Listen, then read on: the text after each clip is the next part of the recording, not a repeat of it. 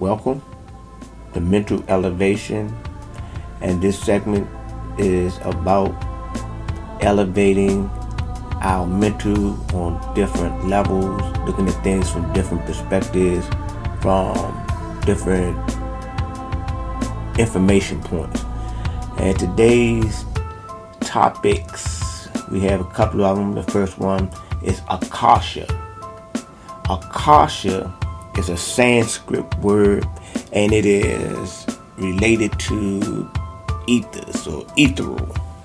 In the ethers, that is a realm where though the mind is able to explore and exercise the imagination.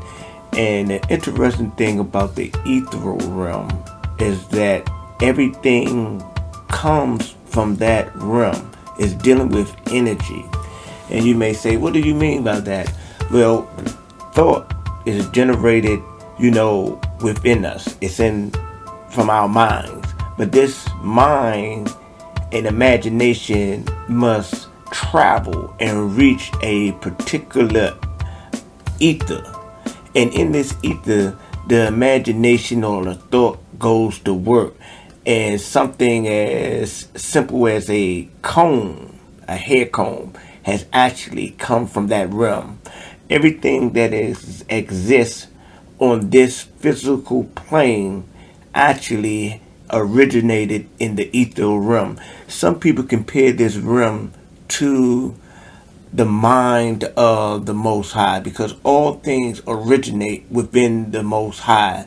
And to say the mind, it may be a little broad in a sense, but there is an ocean or a sea of frequencies where unlimited resources are located at. And the only way that you can connect to these resources is through a mental expedition or exploration to the ethereal realm. So, for example, the clothes you got on your back, that we have on our back, came from the ethereal realm. The cars that we drive, the stores and buildings that we frequently visit, everything imaginable that actually exists here on this plane has come from the ethereal realm. And a lot of the things that were already here, it came from there as well, because in a sense that everything is in the Most High, and the Most High is in everything. So the grass, the air that we breathe, the water that we drink, the things that are for survival, the things that man did not create actually came from the ethereal realm as well. And we can discuss those possibilities or perspectives in another lesson. But we're going to move on to the next topic, and that is chakra. So we're going to have, before I go into the chakras, we got 3 topics, and all of them intertwined. And once we get to the end of the lesson or the discussion or, this information, you will be able to, put the thread through them and hook them together and, possibly make some sense of it. So we have the chakras. And the chakra actually is another Sanskrit word that means wheel or spinning wheel or vortex. And depending on where you gather your resources from, the numbers of chakras are debatable. Some people believe that there are unnumberable chakras. Some people put a number to the chakras. But we're going to talk about the 7 main chakras, or the 7 known chakras. And we're going to start at the base. They got what they call is the root chakra. And dealing with the root chakra, dealing with the color, the frequency of it, it is red. And red is a color and a frequency that is the slowest vibrating frequency amongst the 7 that we're going to discuss. So in the base chakra, they say that we are dealing with, survival, and in this survival mode. There is the fight and flight type of thing. It's kind of associated with the animal experience in us. The basic, the beginning or the introductory level to us figuring things out. And this is an essential part. But the thing about this particular chakra and all chakras, you can have unbalance. And if this chakra is unbalanced, it is not beneficial to the others, because all of these chakras or wheels, how they actually work best is that they are in harmonic sync and they are balanced. Now, this balance here is saying that you don't want to have too much fear, but you don't want to be, totally fearless in a sense, because if you become totally fearless, you may do something that may jeopardize your physical being or existence. And I say physical because we utilize this physical body as a vehicle to operate on this plane. We are actually spirit beings or energy beings having a human experience. Now, we have this second chakra, and it's orange in color, and it deals with emotions. According to the research that I have done, they say this is one of the most difficult chakras for human beings to actually balance. And some people go their whole life and never actually balance this chakra. It is most of the time overactive. So within the chakras, the best thing to do is to have it, again, balanced. But sometimes we have it underactive and other times overactive. And this chakra, again, dealing with emotions and feelings and things of that nature. And it is also related to the animal realm within us. So, as you know, if you're making an examination of, others, human beings, that is that this emotional part of us is very dangerous at times. Sometimes it's it's uncontrolled, undisciplined, and when this happens, we enter into frequencies and states of consciousness that a lot of times is not beneficial for us. Not saying that emotions are totally non-beneficial or destructive, but the most of the time, the way that we utilize or operate in the emotional frequency, it doesn't benefit us to the best of the possibilities that our emotions can, because a lot of times we utilize this emotions in what is identified as a debased state, and we are ramping, raging, cussing, fussing, accusing, talking about things that are frivolous with little relativity to our actual authentic purpose. Now, before I go forth, I want to explain something to you about the chakras.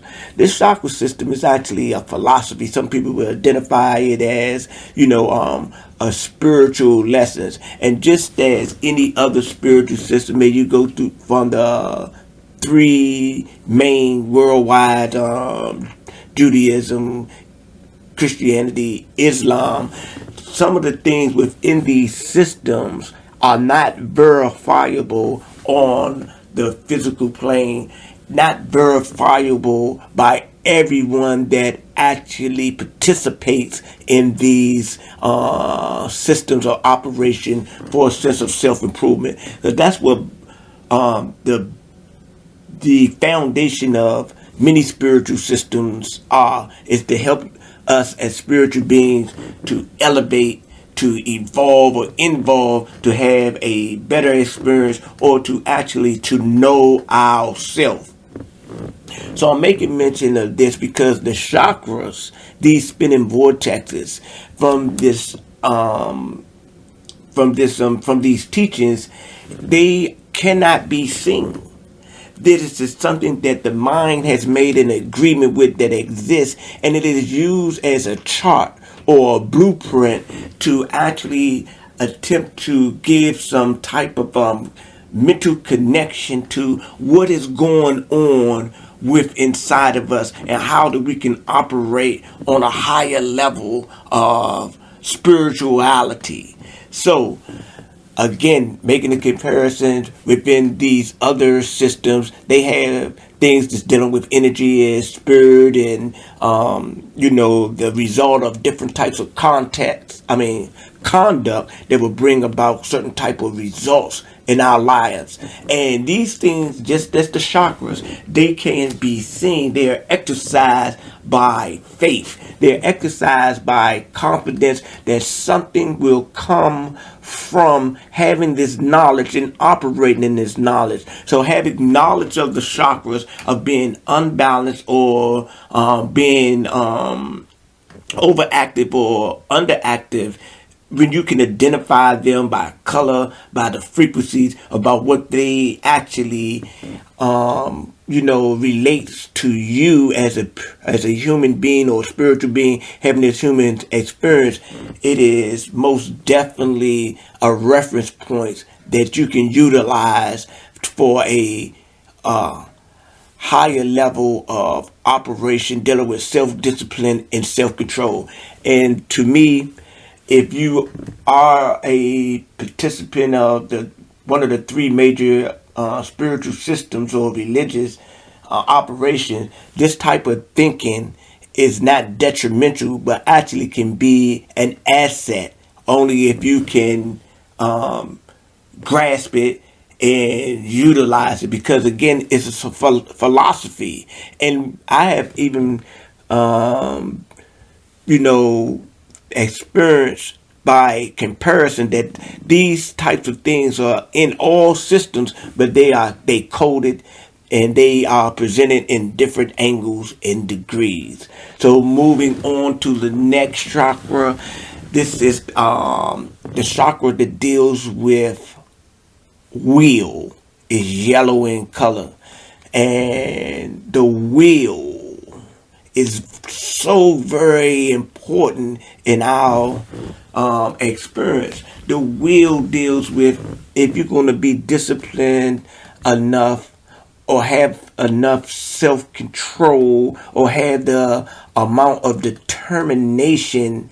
And when I'm talking about determination, to accomplish things, the self-control is to control yourself, to discipline and to seduce the animal in you. And this is dealing with our cravings and desires for the sensations of the physical being. And this is taught that these cravings and desires of the physical being actually can lead us into what is known as a place of uncomfortability. Once we reach the end of that particular road, it's temporary satisfaction, temporary euphoria, but it can lead to suffering. And many people have fallen into an area of suffering through operating through the desires to satisfy the sensations and the pleasure of the physical being.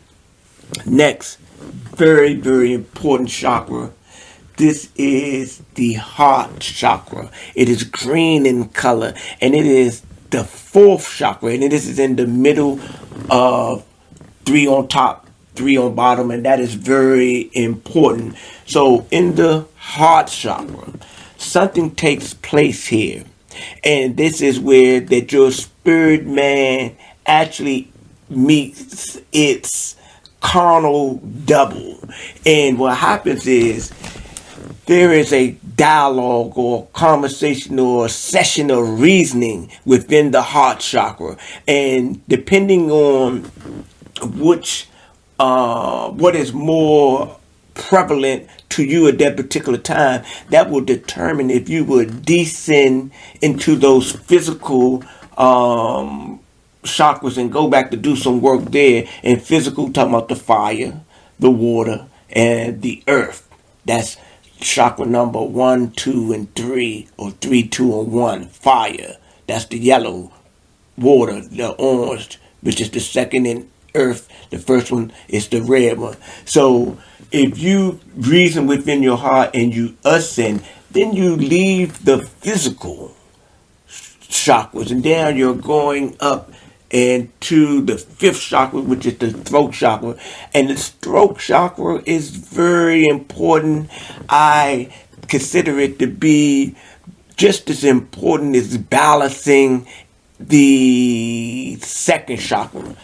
A lot of people get stuck here, and they get stuck because I think that they don't know the significance of it. We're dealing with vibration in the throat chakra. It is, the color is a darker type of blue, and when we're dealing with this vibration also deals with truth. And we deals with not just truth, we're dealing with another thing that comes out of this fifth chakra, the vibration of frequency, and it's dealing with language. It's dealing with emotions as well, because most people use what is considered to be perverse or abusive language, which distorts the vibration, will put this chakra in an unbalanced state. So many years ago, I was listening to a lot of different people that had information on the chakra system. They was very learned, but I seen that they actually were deficient in this fifth chakra, because they would have lectures and they would use this type of speech and this type of energy and this type of frequency, and the only thing they was talking about was getting to the sixth chakra, which is the third eye chakra, the chakra of mental clarity, in a sense, on the opening of the mental vortex, or the inner eye within. Some people say, man, there ain't no such thing as no third eye, but I'm gonna talk about that. Let me finish this thing with the fifth chakra. So now, it is impossible for you to actually experience the fullness of the sixth chakra if you haven't dealt with the fifth chakra. And again, I think a lot of people don't understand the significance of our speech, the vibration. In one teaches it teaches that creation was created by the word. What is the word? Vibration, speech. There's something to take into consideration. Moving on to this third chakra, what probably the most famous of the chakras, the third eye. And some people say, man, there ain't no such thing as a third eye. And we look in ancient civilizations, and they had these different depictions with this eye symbol. The third eye has been given a bad name by Illuminati conspiracy theorists. They got this eye on the back of the dollar bill and the pyramid type of thing on you, and people say, well, that's the devil's eye. Well, it's all how you take a look at it. Everything is dealing with perspective. I had a conversation about that before, and what was revealed to me is that looking at this pyramid and taking information and taking the symbolism of it, what it actually means is that pyramid, is that eye, is an eye of consciousness into a spiritual realm. We can see in our sleep how we're doing it. It's got to be with this pineal gland, well, with this third eye ability. There's no other way that you can see in your dreams unless you're seeing with your mind's eye. So don't let nobody tell you that it doesn't exist. So going back to the pyramid on a dollar bill, again, it's all about perspective. I have seen this or has been revealed to me that pyramid is actually, we can use it as a symbolism of a temple. And what it is saying is that that temple is incomplete. We're dealing with masonry, and they have, the master builders. And that's one of the things that, we as spiritual scientists are on a mission to do, is to complete the temple, to get it in full operation. But on the back of the dollar bill, it shows the separation. So the temple can be completed, but it's not connected. Why? It's not connected because of the teachings that the stone that the builders rejected has become the chief cornerstone, the capstone. And what that is saying is that people have rejected a sense of truth that will make the temple complete. Some people say that, this is, the connection of the authentic self, the putting the Christ mind in proper perspective, the Christ consciousness, the mind of God. And without the mind of God, or the higher possible being for our operation, if that's not connected together, no matter how much work we do on ourselves, the temple will never be completed. Now, going on to the seventh chakra, which is known as the crown chakra. Oh, excuse me. Back to the sixth chakra real quick. I didn't mention that color. The color of that chakra is a sky bluish, and it's all about balance. All about balance. Everything is about balance. So now we got the seventh chakra, the crown chakra. Very important. Some people call this is the, this is the consciousness of crystallization. It's purple in color. It's the fastest moving frequency of the other chakras.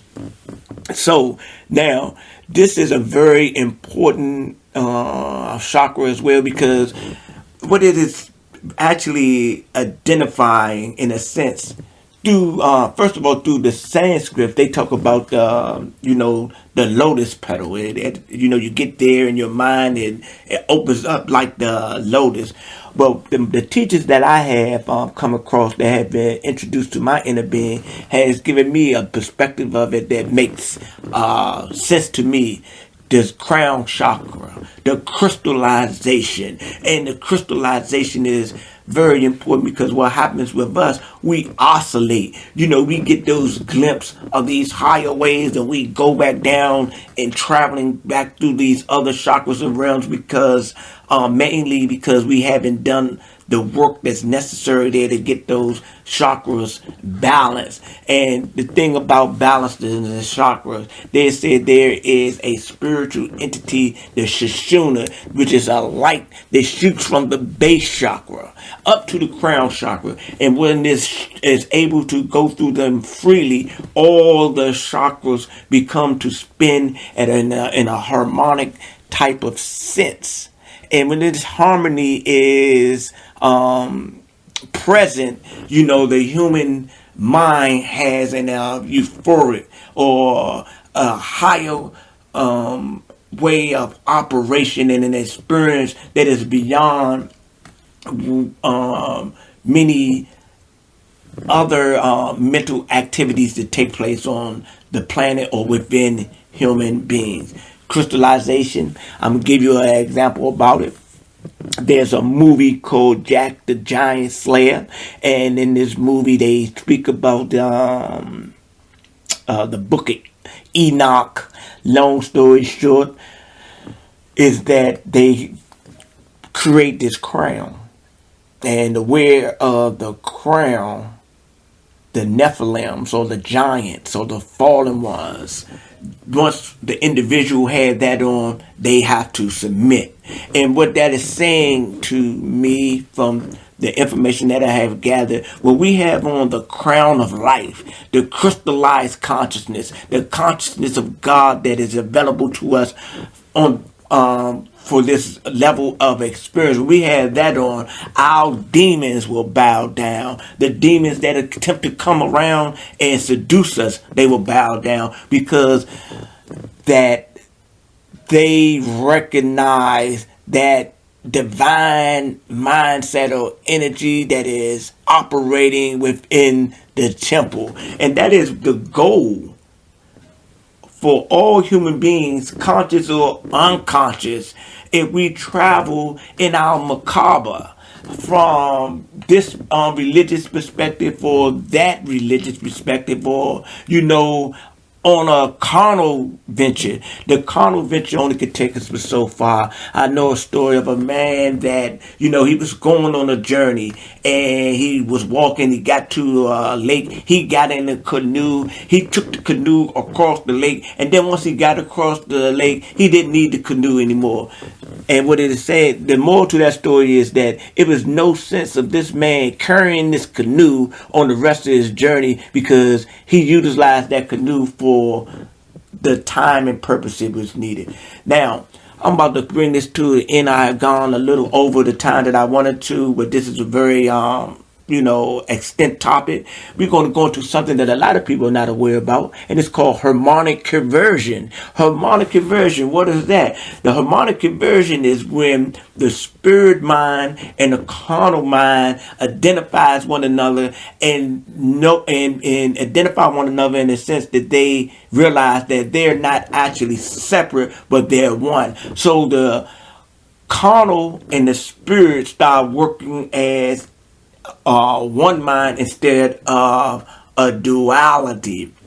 And this will give a person a higher way of operating, because people got it separated. This is science over here and this is spirituality over there. But science and spirituality is all one, depending on who you get your information from and how that you interpret it. Because one thing for sure, I did a video a while ago, the Most High, the Creator, is the greatest scientist that we never seen. See what I'm saying? In a sense, we have seen him within us manifesting, but in overall, the creation is science. And there's no doubt about it. Man haven't discovered anything or made anything authentic. This is all information that comes from the divine mind.